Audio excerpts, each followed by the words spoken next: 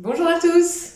Aujourd'hui, on va parler de quelque chose que j'en suis sûre vos enfants adorent. Ce sont les super-héros. Et je vais vous lire l'histoire des Monsieur Madame super-héros. C'est Monsieur Costaud qui décide de devenir un super-héros et qui doit trouver un acolyte. Bonne écoute.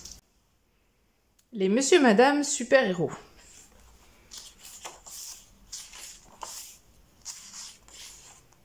Monsieur Costaud était très fort, comme tu peux le deviner. Costaud de nom et costaud de nature.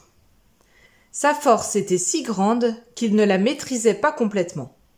Ce qui était souvent un problème. Ce fut un problème quand il travailla comme facteur, il cassait des boîtes aux lettres sans arrêt. Ce fut un problème quand il travailla comme constructeur, il n'arrêtait pas de plier des marteaux. Et ce fut un problème quand il travailla comme cuisinier. Il brisait des louches en permanence. Monsieur Costaud souhaitait vraiment trouver un travail compatible avec sa force. Il eut soudain une brillante idée. Il allait devenir un super-héros. Super costaud! Aussi costaud qu'un bœuf, aussi costaud que l'acier, aussi costaud que le plus fort des fromages.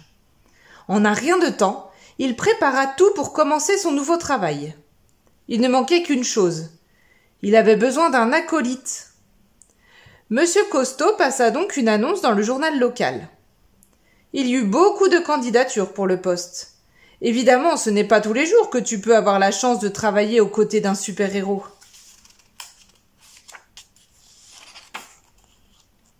Monsieur Costaud proposa une visite des lieux à la première candidate. De l'extérieur, sa maison paraissait tout à fait normale. Mais elle était loin d'être normale. Elle avait un escalier secret. Cet escalier secret menait à sa cachette de super-héros. Il l'appelait la super-cave. « Pourquoi ça s'appelle la super-cave » demanda Madame Pourquoi. « Parce que c'est là que je garde tout mon matériel de super-héros, comme ma cape, expliqua Monsieur Costaud. « Pourquoi vous portez une cape » demanda Madame Pourquoi. « Parce que les super-héros portent des capes, répondit Monsieur Costaud. « Qu'est-ce qui fait de vous un super-héros » demanda Madame Pourquoi. « Mes super-pouvoirs, répondit Monsieur Costaud en se disant que Madame Pourquoi ne ferait pas un bon acolyte. Elle posait trop de questions. Beaucoup trop de questions pour consacrer assez de temps au vrai travail d'un super-héros. Monsieur Costaud montra fièrement au candidat suivant tout le matériel de la super-cave. Il y avait des gadgets dans tous les sens. Monsieur Costaud était particulièrement fier de son pistolet à rayon d'invisibilité.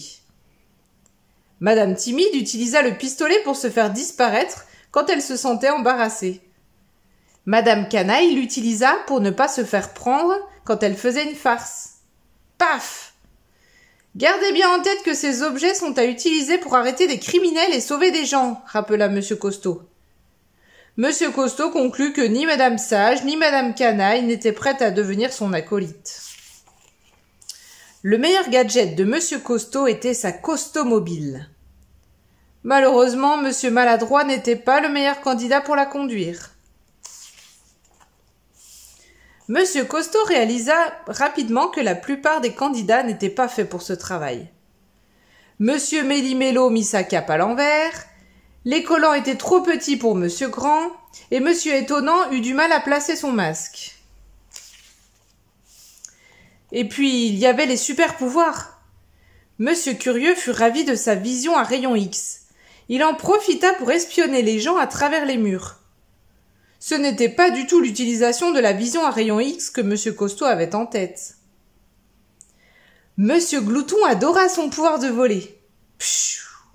Il pouvait passer d'un restaurant à l'autre en un rien de temps. Est-ce un oiseau? Est-ce un ballon? Est-ce un flanc rose volant? Ah non, c'est Monsieur Glouton. Monsieur Malélevé pouvait être vraiment impoli par moments. Inutile de parler de pouvoir de Monsieur Malélevé. Monsieur Malchance, lui, se rendit compte que devenir un super-héros ne l'empêchait pas de se cogner partout. Il se cognait juste plus fort. Boum! Et le pauvre Monsieur Hatchoum découvrit que la force de son éternuement avait décuplé. Hatchoum! Monsieur Costaud eut beaucoup d'explications à donner. Monsieur Costaud avait besoin de quelqu'un d'énergique. Mais Monsieur Endormi était précisément l'inverse d'énergique. Il ne ferait pas une équipe efficace. Quand l'alarme retentit, bip, bip, bip, bip, cela déclencha plutôt des ronflements chez Monsieur Endormi que des « Allez vite, c'est parti !» Monsieur Farfelu emporta la mauvaise ceinture à outils. Et Monsieur Étourdi fit pire. Il oublia tout simplement de prendre son matériel. Quand il arriva sur les lieux d'un braquage de banque, il n'avait aucun gadget de super-héros à disposition pour arrêter les voleurs. Monsieur Chatouille fut encore pire. Il fut le pire du pire. Son comportement fut carrément dangereux. À la fin de la semaine, Monsieur Costaud avait vu une très longue liste de candidats. Et il n'avait toujours pas trouvé son acolyte. Il lui restait un candidat à voir. Monsieur Incroyable. Monsieur Costaud n'osa pas y croire. Monsieur Incroyable était un super-héros naturel.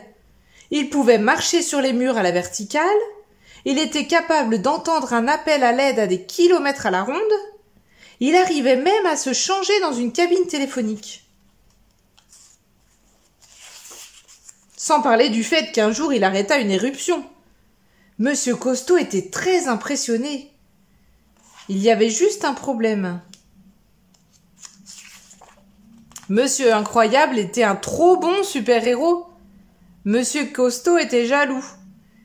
Et si finalement c'était lui l'acolyte? Voilà, c'est terminé. À la semaine prochaine!